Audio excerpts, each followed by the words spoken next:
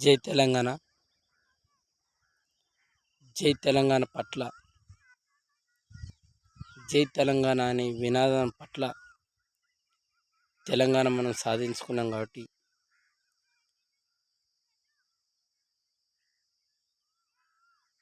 అమరవీరుల సాక్షిగా ఎంతోమంది బలి అయిపోయారు.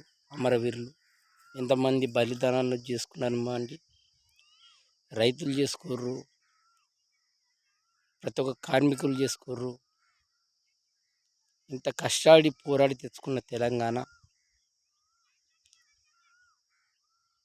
ఎటు దారి తీస్తుంది? బాబాసాహెబ్ అంబేద్కర్ గారు రాజ్యాంగంలో మనకిచ్చిన దాన్ని బట్టి మనకు తెలంగాణ ఇచ్చారు.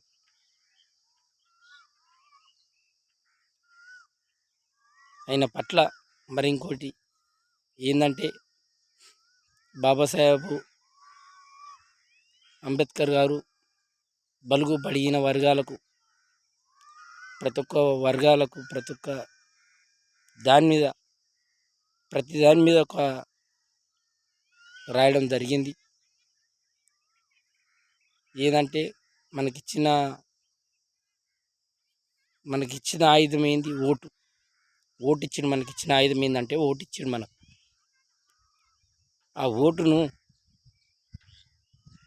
500కో కలిసీసకో సారకో అమ్ముకోవద్దు అని చెప్పి,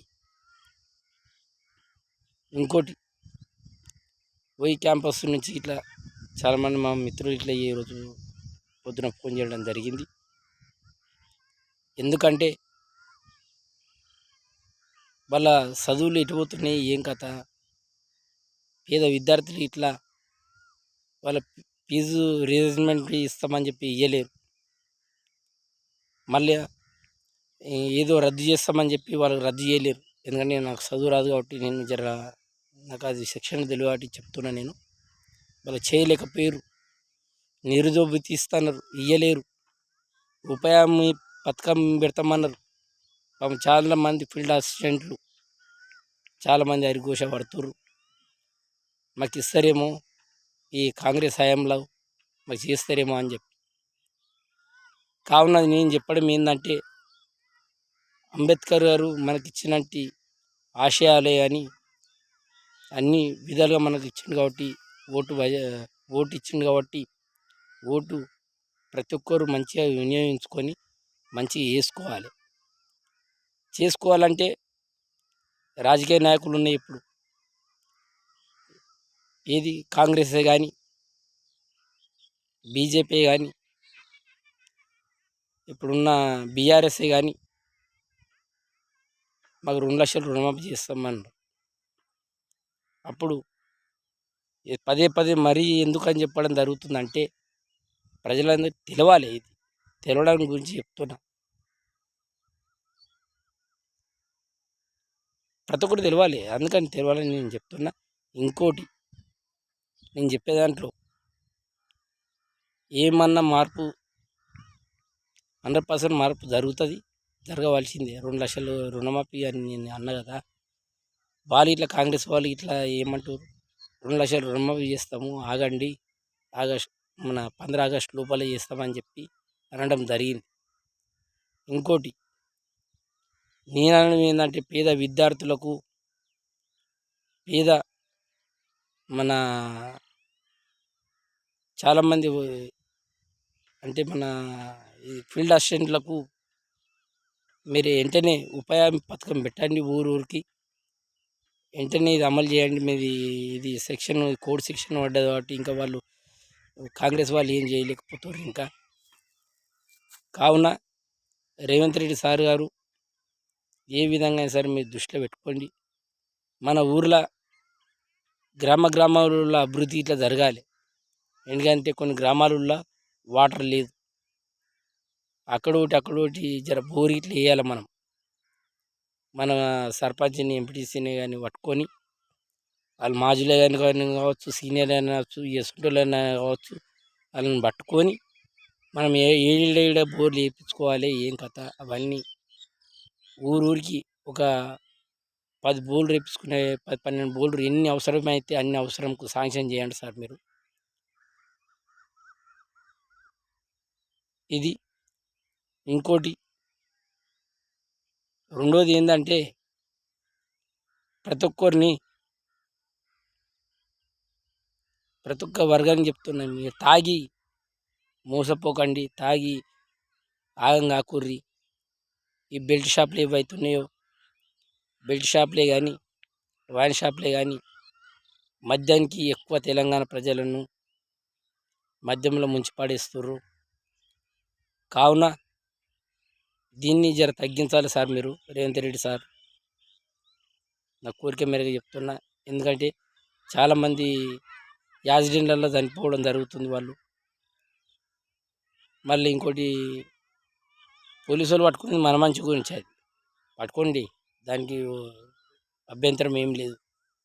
తాగిండా లేదా చెకప్లు పెట్టండి, అడుగడుగున చెకప్లు పెట్టండి, దానికి ఓకే, దానికి 100% ఓకే. ఎందుకంటే తాగడము చాలామంది కుటుంబాలు నాశనం అవుతున్నాయి. కావున దీని పక్షాన అన్నిటి గురించి నేను చెప్తున్నా. ఏదేమైనా సరే తెలంగాణలో కాంగ్రెస్ పార్టీ రన్నింగ్లో ఉంది కాబట్టి మన కాంగ్రెస్ వాళ్ళు, మన బీజేపీ వాళ్ళు, మన బీఆర్ఎస్ వాళ్ళు, మీరు అన్ని సీట్లలో అయితే ఉన్నారు కదా, కొన్ని సీట్లలో అయితే ఉన్నారు కదా, ఒక 5 సీట్లను ఉన్నాయి కదా మీకు. అక్కడ మన బీఆర్ఎస్కు 30-40 సీట్లు, 30-40 సీట్లు అయితే ఉన్నాయి కదా.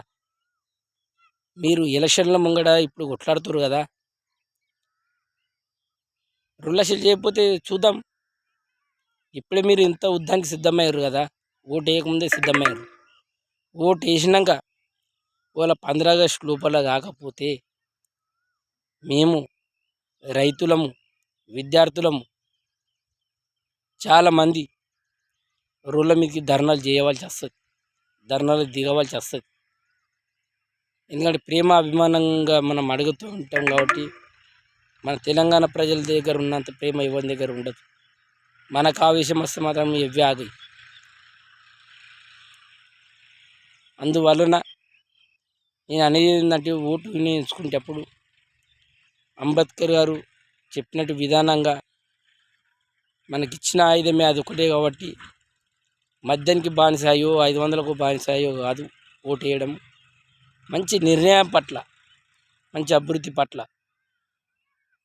ఇప్పుడు చూడండి, ఒక చిన్న మాట చెప్తా నేను, ఇటు అటు అని కాకుండా, బీఆర్ఎస్ పార్టీ పోతుందని మేము అనుకున్నామా? ఎవరమైనా అనుకున్నారా? అటు కాంగ్రెస్ వస్తుందని ఎవరైనా అనుకున్నారా? అంటే మేము పేద ప్రజలము, పేద విద్యార్థులము, పేద సంఘాలు మేము తలుసుకుంటే చిత్తుగా ఓడిస్తాం, దేనైనా సరే ఓడిస్తామని మనవి చేస్తున్నా. మీకు అర్థమై ఉండాలి. 10 ఏళ్ళ పాలనే గడిలను గులగొట్టియడం జరిగింది.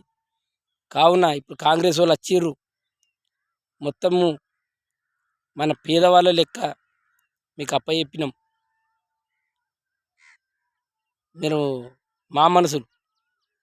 కావున మీరు పేదల పక్షాన, రైతుల పక్షాన అన్ని వర్గాలను మీరు మన కుటుంబ సభ్యుల లెక్క మీరు ముందుకు తీసుకుపోయి అన్ని పనులు అన్నీ ముఖం మీద గుద్దినట్టు బరాబర్ బేషరతుగా అన్ని పనులు అన్ని వర్గాలు చేసుకుంటూ పోతూనే ఉండాలి. ఏదే కానీ కాంగ్రెస్ హయాంలో మీకు ఒక మచ్చలాంటి మార్క్ ఇట్లా మీకు రాకూడదు. ఎందుకని చెప్తున్నాను, మీకు అన్నీ తెలిసిన వాళ్ళు ఉన్నారు అందులో. ఆగమాగం చేసుకోకూడదు మీరు ఇట్లా. రేవంత్ రెడ్డి సార్ 100% నేను చెప్పిన విధంగా మీరు ముందుకు నడవండి. ఎలాంటివి మీరు ఆప్ చేయకండి, ఎలాంటి దానికి మీరు భయపడకండి. మీరు చేయండి. మీ వెనక పట్ల మేము పేద విద్యార్థులం, మేము అందరం ఉన్నాం, రైతులం ఉన్నాం, పేద విద్యార్థులు ఉన్నాము, అందరం ఉన్నాం. నేను ఎట్లా గెలిపించుకున్నామో నీకు తెలవాలి, నీ మనసుకు తెలవాలి. కాదు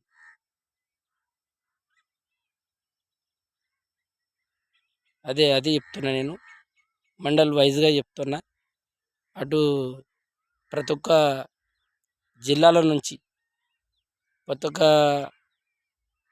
వర్గం నుంచి అన్నీ మరి ఇప్పటికే మీది ఒడవలేదు.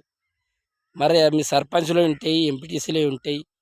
కావున కాంగ్రెస్ తరపున కాంగ్రెసు విమర్శించడం కాదండి. కాంగ్రెసు అన్ రేవంత్ రెడ్డి సార్ గారి మనసు మనకు తెలుసు కాబట్టి 2,00,000 రుణమాఫీ చేయండి, నిరుద్యోగ భృతి ఇవ్వండి, అది ఫీజు రియంబర్స్‌మెంట్ ఏందో అది ఇవ్వండి. మరి ఇంకోటి పేదవాళ్ళకు 2,00,000 రుణమాఫీ చేయండి. పే పేదింటి వాళ్ళకు, ఇల్లు లేని వాళ్ళకి ఇల్లు ఇవ్వండి. ఇటువంటి పనులు చేయండి మీరు. ఈ పని చేస్తే 100% మీరన్న సక్సెస్ అవుతారు. మీరు ముందుకెళ్తారు. కాంగ్రెస్ వాళ్ళు ఈ ఎంపీ ఎలక్షన్లలో ఏమన్నా సాధించేది ఏముంది చెప్పండి? ఎవరేం సాధించలేం కదా! ఏం సాధిస్తారు చెప్పండి గెలిచి? సరే, అది ఎట్లన్నా గాని మనకు ఈ బీఆర్ఎస్ గెలుస్తదా, కాంగ్రెస్ గెలుస్తదా, బీజేపీ గెలుస్తదా మనకు సంబంధం లేదు. కావున నా పక్షాన నేను ఓపెన్ ఏరియా చెప్తున్నా. పేదలము మేమనుకుంటే చిత్తు చిత్తుగా ఓడిస్తామని ఇదే చెప్తున్నా. కావున ఇదే ప్రకారంగా మీరు ఈ రూల్స్ ప్రకారంగా మీరు పోతేనే మీరు 100% సక్సెస్ అవుతారు. ఇంకా 10 ఏళ్ళు ఏలుతారు మీరు రాజ్యం. 10 ఏళ్ళు ఏలబడే బాధ్యత మా మీద పెట్టండి బరువు. మేము 100% చేస్తామన్న. రేవంత్ రెడ్డి అన్న గారికి నమస్తే. మరి మా పాపన్పేట మండల్ మా గ్రామం విసిపెంట్ తరపున చాలామంది పెద్దలు ఉన్నారు కాబట్టి అన్ని వర్గాల నుంచి ఏ రైతు కష్టం వచ్చినా అన్న నేనున్నా అని చెప్పి ముందుకు వస్తున్నా కాబట్టి ఓ రైతు పక్షాన నేను మాట్లాడుతున్నా. ప్రతి ఒక్కదానికి మీరు అవకాశం ఇవ్వాలి సార్. ప్రతి ఒక్కదాన్ని మీ దృష్టిలో పెట్టుకోండి.